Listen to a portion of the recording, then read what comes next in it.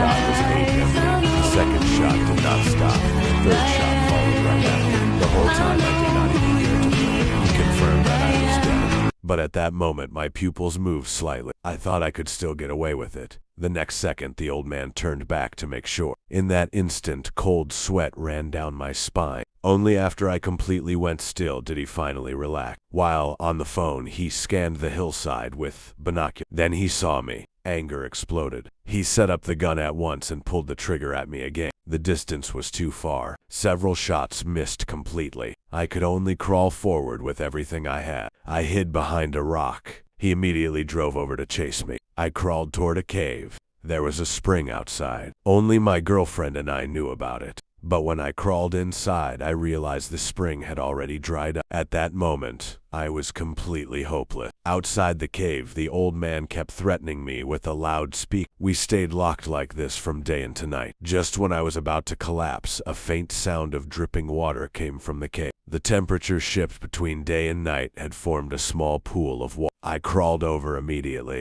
I drank greedily. My strength slowly returned. Using the darkness, I crawled out of the cave and quickly hid behind another rock. The old man got out of the car to relieve himself. I quietly slipped into the car. I took a warm coat. Then I shut the door right away, but he came back. Landkit Creative. New direct.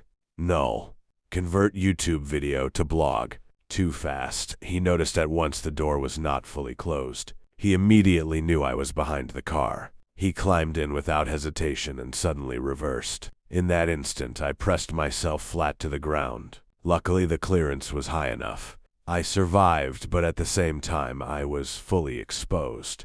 He drove again, charging straight at me. I jumped up and dove back behind the rock. To end it completely, he lit the explosives and threw them directly at me. I could only run wildly. Then he pulled out a hunting rifle and fired at me without pause. At that moment, the rifle jammed. Without hesitation, I rushed forward.